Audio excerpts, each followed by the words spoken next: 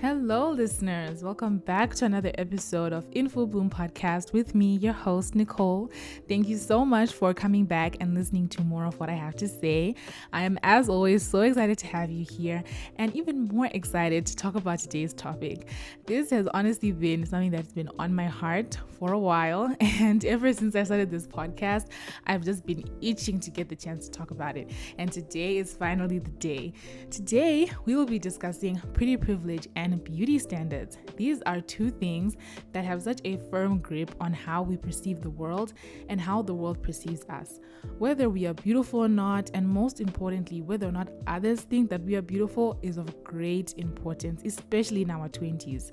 Being told that we are in our prime and that this is the best you're ever gonna look places a pressure on us in this decade to not only look our best, but to ensure that others think we do too. In today's episode, we will discuss these two concepts, how they can affect us, and how to use them to improve our image in our own eyes. Because beauty truly is in the eyes of the beholder. And with that, let's get right into today's episode.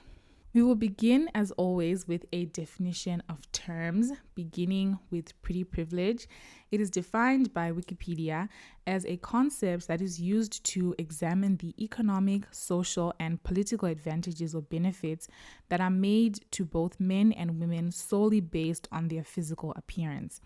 An essay from Smith College by Kelsey P. Yonts, I think I'm saying that correctly, defines privilege as being commonly understood as an unearned benefit given to people who have more power in society based on certain statuses or characteristics, in this case beauty, but this can include but not limited to age, gender, and race.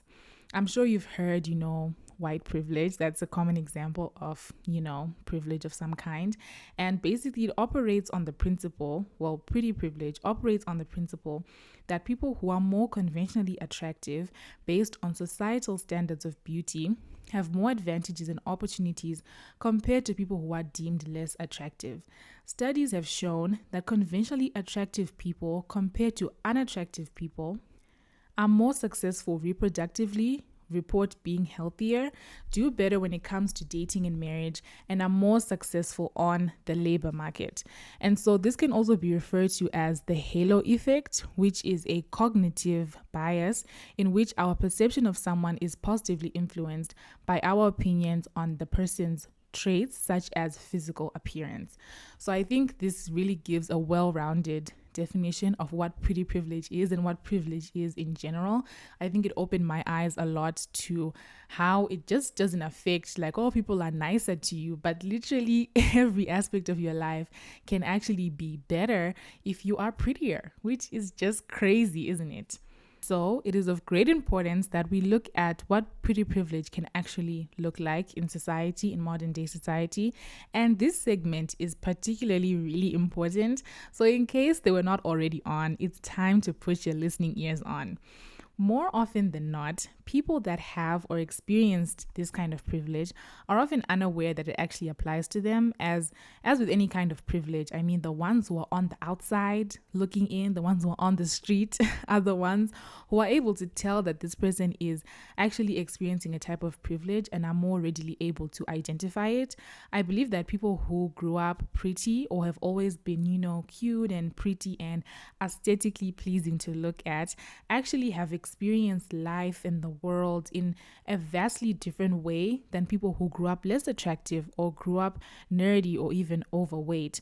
More so, a person who grew up less attractive and had some kind of glow up, or they just started to dress better, look a little more aesthetically pleasing, have the rare opportunity of seeing both sides of the coin, in the sense that they know what it's like to be overlooked because of how you look to others, but at the same time, they've experienced a change in behavior from people based on how they look.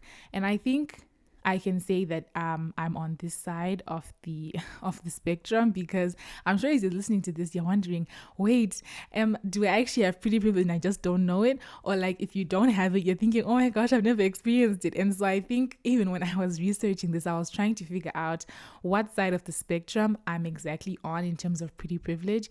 And I think I fall into this category of when I was growing up, not really being valued for my looks or really receiving any special attention based on how I looked, even from like male attention from guys. I mean, I did have relationships when I was in high school, but it's more so you think that, okay, this particular person thinks that I'm pretty, but not like people think that I'm pretty. I don't know if that makes any sense, but when I got to university, it was different. Not immediately or anything like that, but as I was growing up or, getting more into my 20s and my later teens, I did notice a change in terms of attention, in terms of people being a little bit nicer to you.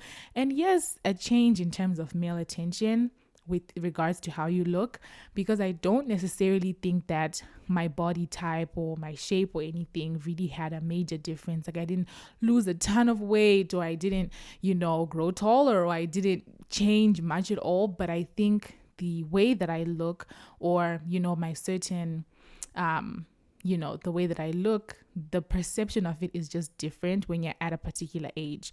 And I think that going into my 20s, the perception of what I looked like was generally positive. And so I was receiving attention that I normally would not have. And so, especially even in terms of dating, I think is where I draw a lot of the comparison, because I didn't have a lot of options to choose from. Like I'm saying, I was in relationships, but not because I had so many guys chasing after me and I had to make a choice. And not that it's that way now, but I think the pool of choices or the pool of people who are, noticing me has changed from when I was younger to now. And so I'm not saying that I have pretty privilege. I'm not saying that I have it all of the time, but because I've been in a position where I didn't have it, I'm more readily able to identify when it is there, not only in my personal life, but in terms of how people even treat others who are regarded as, pretty or aesthetically pleasing. And other examples of what this can look like include getting free drinks at a bar, or price drops at a coffee shop or in any kind of shop, or people opening doors, being forgiven for making mistakes, assumptions of intelligence and competence, and even getting discounts and receiving help or assistance more regularly. And it's important to note that although it's usually the opposite gender that gives this special treatment to the other, so usually men will treat women who they believe are pretty or beautiful better than they would treat a woman who they don't find attractive, it can happen to people of the same gender. And I mean, it's happened to me. I know for a fact that I've participated and treated a person better because I found them attractive. Not even necessarily a person from the opposite gender, even a girl, even a person of the same gender. When I see a pretty person or I see a beautiful person, I want them to do well. I assume that they're intelligent. I assume that they're capable. There's just something in you that wants to treat them better. And not to say that I would treat people who I don't find attractive worse, but there's just that little extra cherry on top when you're treating someone who you actually find beautiful or attractive. And I think that I don't really have an answer as to why it happens. I don't think it's a conscious thing, but I think that it happens to everybody. It's probably happened to you and you didn't notice it. So really, it's not about pointing the finger. We all participate in this phenomenon.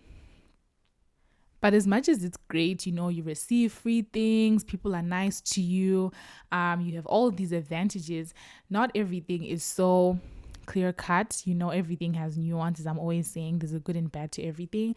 And there are dangers associated with pretty privilege, in the sense that the people who receive this privilege, it's often that they are spoon-fed into believing that their looks can get them anywhere, and that doing the bare minimum is okay because no one is expecting them to succeed above and beyond or prove themselves, because you already assume intelligence and competence on their behalf. And so, because one thing about beauty is that it has a tendency to fade. You hear it all the time, like we're going to grow old or whatever, and you're not going to be held to a different standard because of your looks, because it's something that can fade. And so placing value in something that's so I don't know what word to use, but something that can go away so easily is crazy, because it will end one day. You are all gonna be on the same level while you have been receiving this privilege for majority of your life. And what it can also do to you is that you can start living in your own world.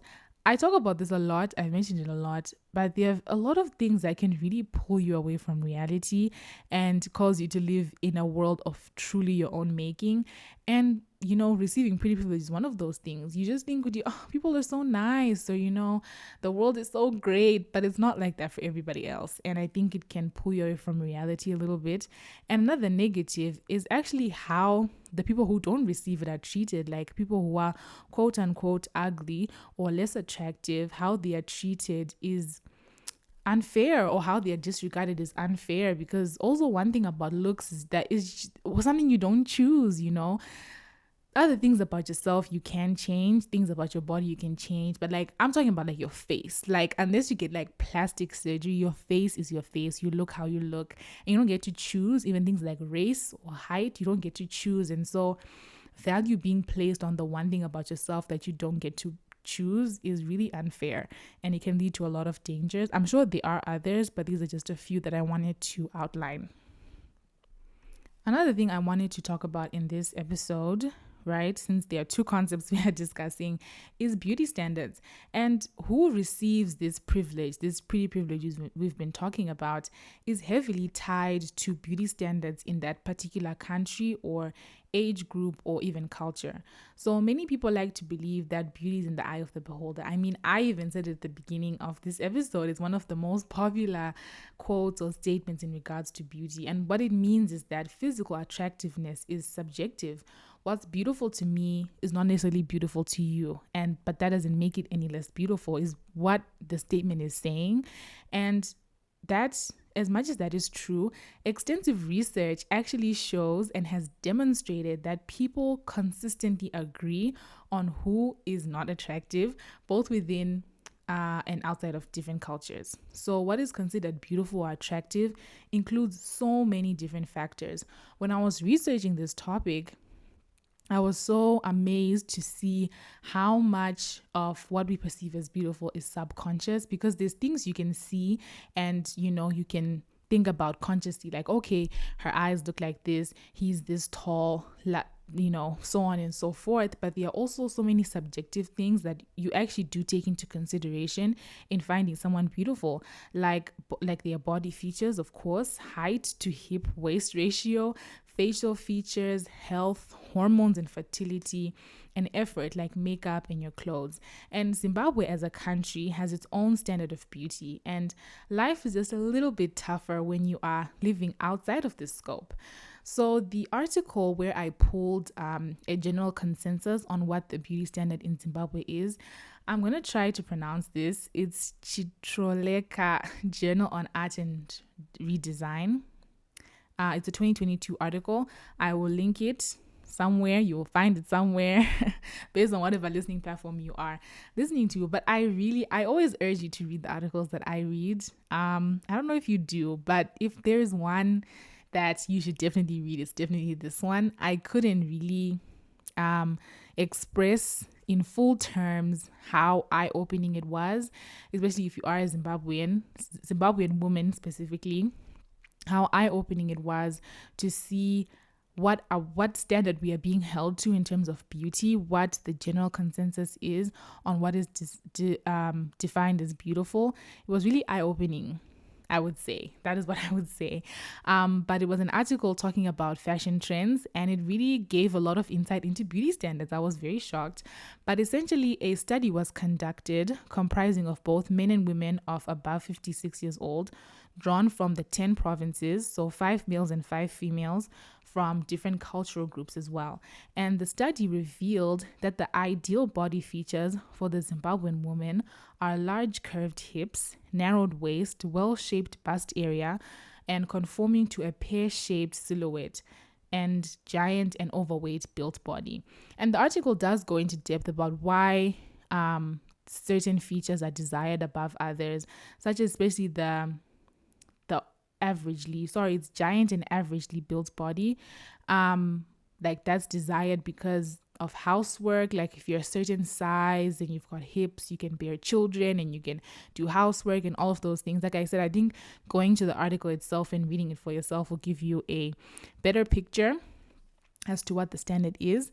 But My comment on this article would be that when I was searching for this topic, when I was researching on it, I could not find not a single article that gave as much of a comprehensive look into beauty standards for men.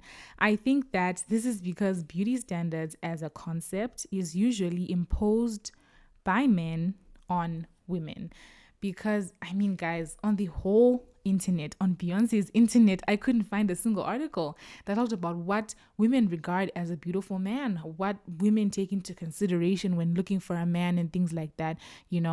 I just couldn't find an article like that. And because I think the idea of having a set standard of what is beautiful is honestly a male generated phenomenon, because you often hear that men are visual creatures and that physical attractiveness is a central feature to a man's love and appreciation for a woman. But for women, I think that it's a bit more than that. As much as looks are important, I won't go into a gender debate, of course, but I just do think that as much as looks are important to women, I just don't think that they are central to our appreciation and love for men. I think that it helps definitely what a man looks like, but for women, I mean, our value, we've been told again and again in so many different ways that a woman's value is placed in how she looks. A woman's value is placed in her ability to raise a home and have kids and all of those things. And all of those things are tied to beauty. I mean, I think of like primitive times. My mind always goes back to there because there are so many common elements between now and then, in the sense that back then, hunting and gathering times, you finding a husband was actually literally dependent on your survival. Like, you could not survive without a man because we couldn't hunt. And so men would pick the most beautiful woman because they want beautiful kids, and they want to be told their wife is beautiful, which is fine.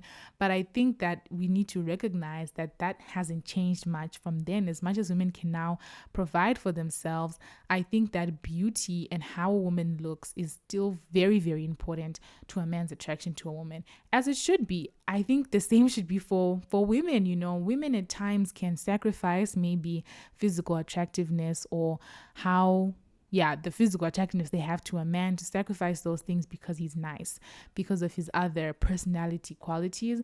But I think that being attracted to your partner is very, very, very important. And I think that, we as women, we could learn a thing or two. But I think that, of course, in discussing this topic, that women are so much more than how they look. People are so much more than how they look. Holding people to a standard of what is beautiful is honestly absurd to me, because people are so different. There are no two people that look alike. I guess even twins.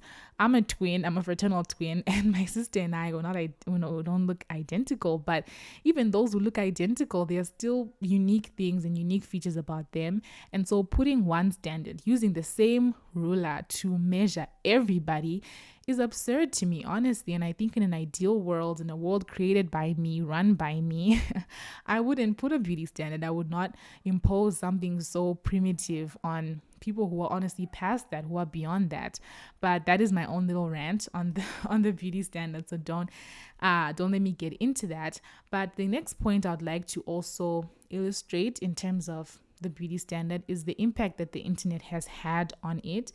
And I don't think that, the impact that social media and the internet have had on beauty standards is something that I could talk about. They honestly are not enough hours in the day. And we've heard it all before. I know you know this, but I would just like to add that I think that it's so interesting, because I don't think that we were ever meant to see this many people, this many attractive people, because I can go on my phone right now and I can look at someone who's in Poland, or I can look at someone who's in New Zealand or whatever. And the way the world is set up, there was no way I was ever going to see that person unless I was there in person, back then. But now, because of social media and the rise of the internet, you can so much more readily see people who are attractive, maybe more attractive than you, on a regular daily basis, just by scrolling on your phone. And the effect that that has on your brain, I don't have enough research on that. I would like to dedicate time to actually research on the impact that it has, but it can't be good. If you really think about it, it can't have the best effect, of which, to be honest, the internet has, benefits, I'm sure, in terms of beauty. Can't think of any right now, but I'm sure they're there. But the only other thing that I'll also add in terms of the internet's impact on beauty standards is that I'll say this loudly, I'll say this repeatedly, again and again and again, is that the internet is not a real place. So relax. I mean, this, I'm sure people who know me in my personal life are sick and tired of me saying this, but the internet is not real. Like it's not something you can even touch. And it has so much of an effect on how people see themselves, because I mean, I think I noticed it more when I started posting. So I like post on my Instagram, my personal page. I wouldn't post regularly, but I think I got a bit more into that this year. And what I saw is that as a person who's posting themselves, I'm like, this is not what I look like right now. Not that I edit my pictures or anything like that, but I mean, I can post the picture today and you think this is how Nicole's looking today. But in reality, I took that picture 3 months ago. And right now, I'm sitting in a hoodie, I'm in my blankets, I'm maybe not even feeling great. And I've posted the picture to boost my own self-esteem. But that's what you're using to measure your beauty. That's what you're using to measure whether or not you're valuable. Like, if you really honestly think about it, it's quite insane, because Instagram is like a gallery, like an art gallery. And why would anyone put an ugly picture in a gallery? Like, think about it. No one is posting their hardships. No one is posting the day when they had a crazy acne outbreak. They're not posting the day when they didn't have their hair done and they were looking crazy. They're not posting that. Why would you expect to go on the internet and see a person posting their struggles? Oh, you're not going to post your struggles. I'm going to post and I'm looking good. And so why are you using that as a standard as to whether or not you think you're beautiful? I know I'm saying this like this, and it's taken me time to get to this place, and it might take you time as well. You might need to listen to this episode over and over again. But when you do, make sure you repeat this part. The internet is not real. So don't use it as a measure as to whether or not you're beautiful, whether or not you think you're beautiful. And another thing I would like to touch on is the message of inner beauty. So the message of inner beauty essentially says that finding beauty that lies within yourself rather than focusing on looking good is the common countermeasure against beauty standards, and these beauty standards are usually unattainable. So they're saying that instead of focusing so much on looking better and trying to think that you are beautiful, focus on thinking you're beautiful on the inside. I even heard this statement that people who are pretty on the inside have ugly hearts or something like that. Come on. You don't know that. You can't assume that because a person's beautiful that they're a bad person because you're maybe not beautiful on the outside, so you're a good person. No, that's not the same. You can be ugly both on the outside and on the inside, and you can be pretty on the outside and on the inside too. One doesn't mean the other. And so don't get me wrong. These people who are saying these things, I think prioritizing your inner beauty is very important. But I also do see a harmful element in that it kind of says, well, it's okay that you aren't beautiful and you aren't beautiful on the outside, and it's okay. We can't do anything to fix that. Instead, focus on looking beautiful on the inside or feeling beautiful on the inside. Inner beauty is about how we treat ourselves and how we treat others, things like kindness, compassion, love. But having these things does not eliminate the need for the other. So having inner beauty and having love for others and compassion to others and compassion to yourself and love to yourself does not mean that you no longer need to look beautiful on the outside, or that you must no longer want to look beautiful on the outside, because you are beautiful. Like, I don't even need to look at you. I don't need to know you to know that you are beautiful. How do I know? Because you're made in the image of God. Everybody's made in the image of God. Everybody's beautiful. And you've heard this before and you're thinking, well, not everybody's beautiful. Not everyone's beautiful to you.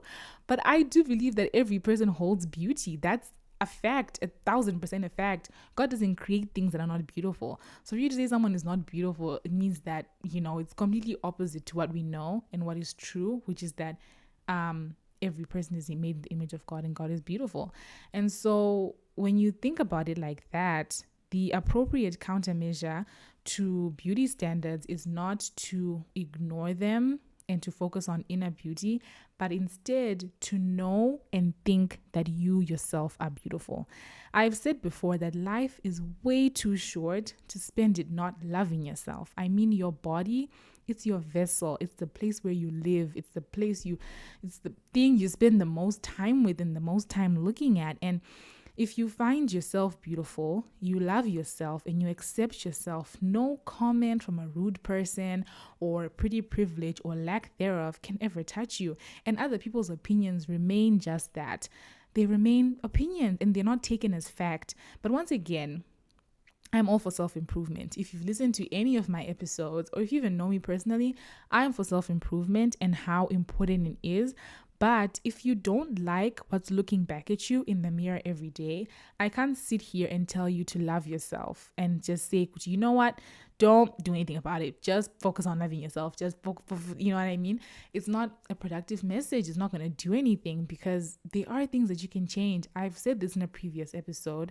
I think it was the Living Your Best Life episode. To be honest, I've probably said it in more than one episode, but that if there's something about yourself that you don't love, something that you can change within reason, please, people, within reason, don't like go under the knife, go get plastic surgery because Nicole said, no, that's not what I'm saying.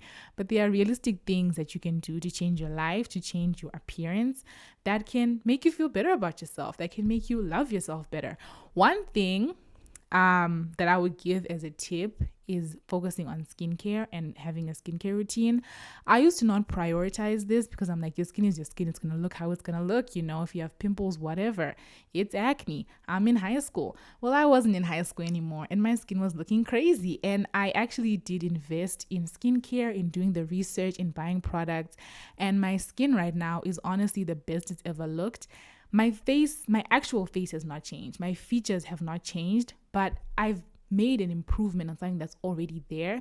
And that one thing has made me like myself a little bit more. It's made me love what I'm looking at in the mirror, you know? So small things like that can have such a big change and have such a big impact. And do remember that it's okay to want other people to find you attractive and to want to feel desirable. I did want to do an entirely different episode on feeling desirable. Do let me know if you want to hear on that one because it's another one that's on my heart, y'all. It's on my heart. But it's okay to want that privilege, to be part of the beauty standard and to not have to worry about whether or not people find you beautiful. But that need or that want to be found beautiful by others must never become the most important thing. It must never, not ever, be more important than how you love yourself and how you see yourself. Because what is more important than anything is how you see yourself. I know it sounds like I'm being around the bush. I'm saying it 1,000 times. But at the end of life, when you've lived your life and you're now in old age, what you're going to remember is not how people saw you or people thought about you, because those people are off living their own lives. What's going to be important, at least what I think or what I want to remember when I reach that age by God's grace, is how I thought of myself, how I lived and moved through the world, you know, not caring about what people looked like, what people, because I don't care what people look like. If you really think about it, like if I see somebody, I'm going to think about what they look like for like 2.5 seconds. And I'm going to go back to thinking about me. Because what we think is that people are constantly thinking about us and about what we're doing and what we're wearing and how we look.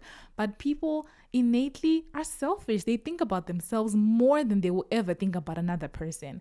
And so thinking that you're constantly on people's minds is not it. You need to focus on yourself because everybody's focusing on themselves.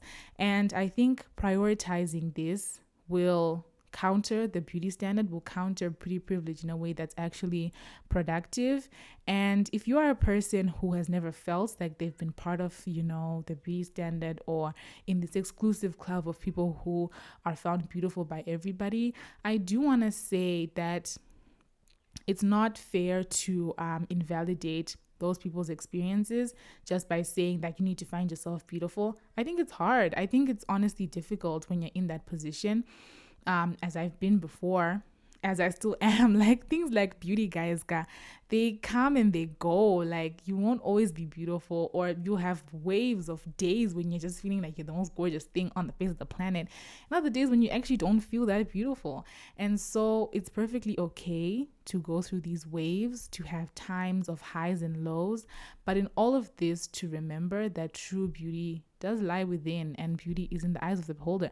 These are all statements that are, used all the time, but they're used all the time for a reason, because they do hold so much truth.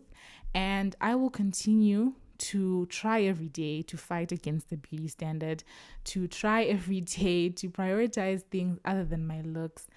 Because at the end of the day, that's not going to be what's most important. At the end of the day, like I said, when you're old and gray, it's not going to be about how you looked. It's going to be about the experiences you had. It's going to be about the lives that you touched, the lives that you changed, the things you saw, the things you did. And so spending your life worried about what you look like, and spending your life constantly trying to change what you look like, is a waste of a life. It is a waste of an existence to spend it constantly obsessing over something that will change. Whether you want it to or not, your looks will change. Your looks might fade. And so I don't want you to waste your life. I don't want to waste my life. And so I really hope that this episode helped you out. I really hope that it gave you a more clear understanding on pretty privilege and on beauty standards. And my hope with every episode is that it even changes even one person's life, or changes one person's perception of the world for the better. And if it does just that, then every single thing is worth it. All the time that I spent on this episode is 1,000% worth it. But dear listeners, we have come to the end of the episode. Thank you so much for listening. Thank you so much for being here with me. As I was going on my rant, I did have a moment where I had to catch myself, because I was on a bit of a rant. As you can see, I'm passionate about this topic. I would love to know what you think about the beauty standard, about pretty privilege, about all of it. If you've experienced it, if you've never have, I'd love to know your experiences in the comment section of whatever listening platform you are using, or even on my Instagram page. Leave me a comment or send me a DM at Full Bloom Podcast with Nicole. I would love to hear from you guys. I always love hearing from you.